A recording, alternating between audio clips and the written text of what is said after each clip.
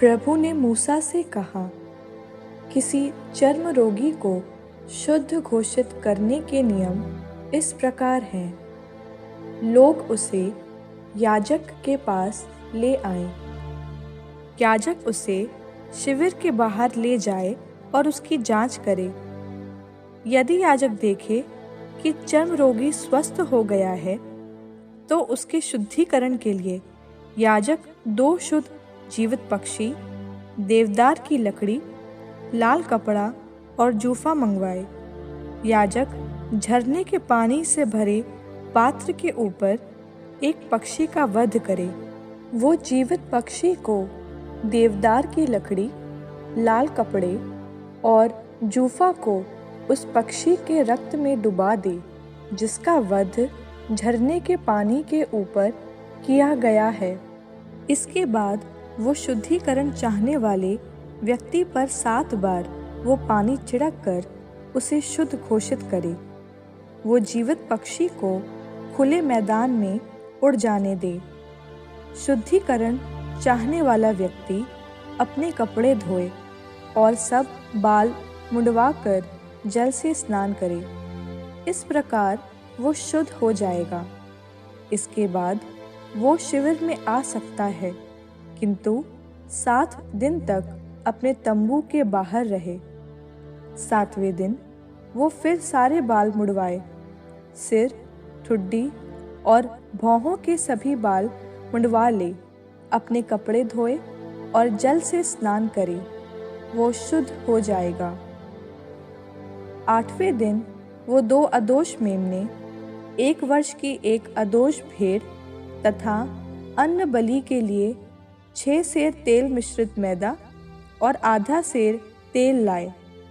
शुद्धिकरण करने वाला याजक उस शुद्ध किए जाने वाले व्यक्ति और इन सब चीज़ों को प्रभु के सामने दर्शन कक्ष के द्वार ले आए।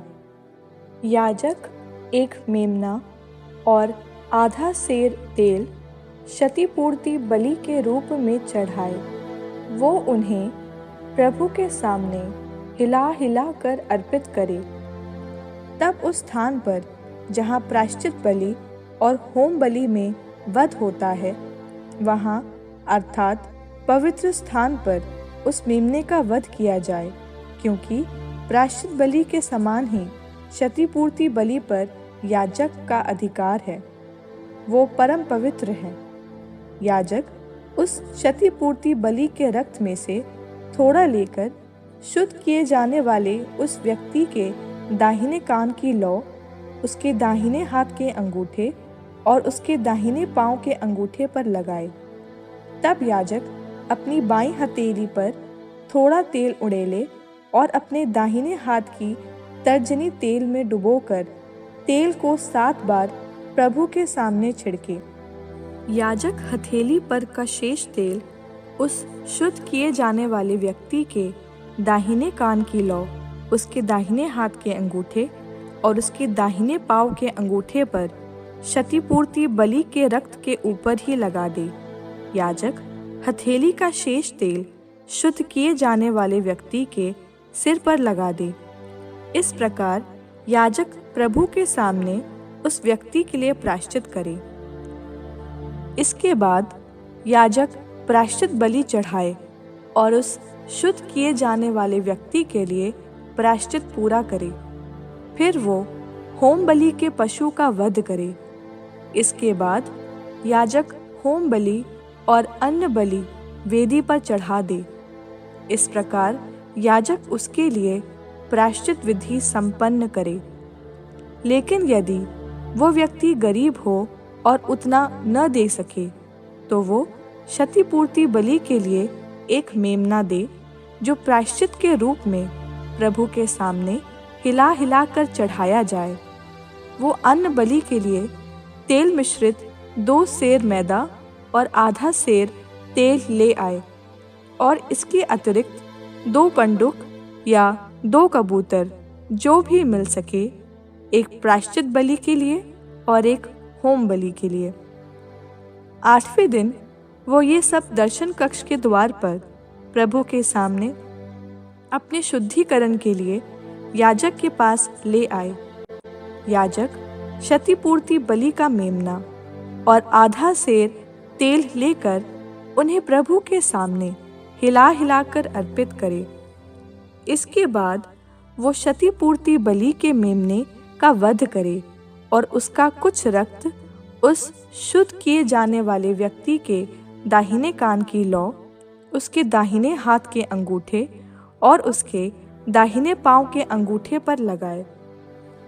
तब याजक अपनी बाईं हथेली पर थोड़ा तेल उंडेले और अपने दाहिने हाथ की तर्जनी से तेल को 7 बार प्रभु के सामने छिड़के। तब याजक अपनी हथेली पर का कुछ तेल उस शुद्ध किए जाने वाले व्यक्ति के दाहिने कान की लौ, उसके दाहिने हाथ के अंगूठे और उसके दाहिने पांव के अंगूठे पर क्षतिपूर्ति बलि के रक्त के ऊपर ही लगा दे।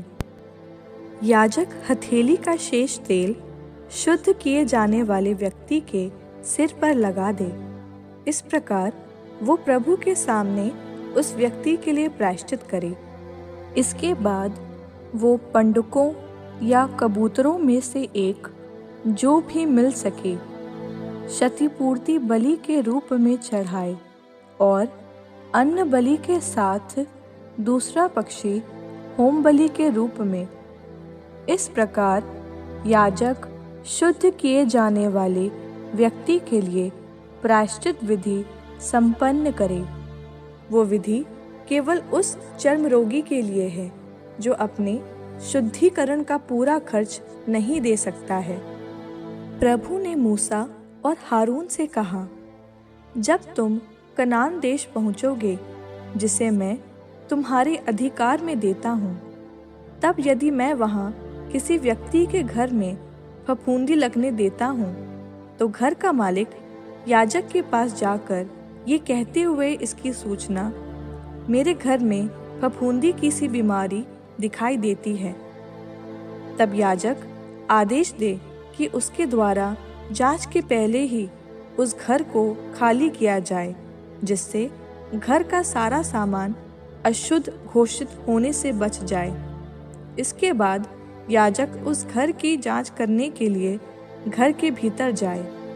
यदि याजक जांच करते समय देखे कि घर की दीवारों पर हरे और लाल दाग पड़े हैं जो दीवारों की भीतर तक दिखाई दे रहे हैं, तो वो घर से निकलकर 7 दिन के लिए घर बंद कर दे। 7वें दिन याजक फिर आए और यदि जांच करते समय देखे कि घर की दीवारों पर लगे दाग और अधिक फैल गए हैं, तो वो आदेश दे कि दाग लगे पत्थर निकाल दिए जाएं और उसे नगर के बाहर किसी अशुद्ध स्थान पर फेंक दिए जाएं। घर के चारों ओर की दीवारों का पलस्तर निकाल दिया जाए और उसे नगर के बाहर किसी अशुद्ध स्थान पर फेंक दिया जाए। तब उन पत्थरों की जगह दूसरे पत्थर लगाए जाएं और दूसरा पलस्तर भी लगाया जाए।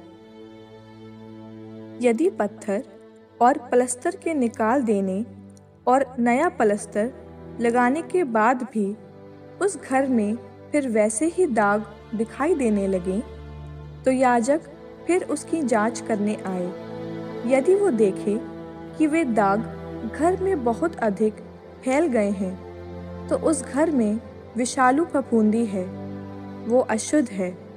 वो घर तोड़ दिया जाए, उसके पत्थर, उसकी बल्लियाँ, घर का सारा पलस्तर, सब कुछ नगर के बाहर किसी अशुद्ध स्थान पर फेंक दिया जाए।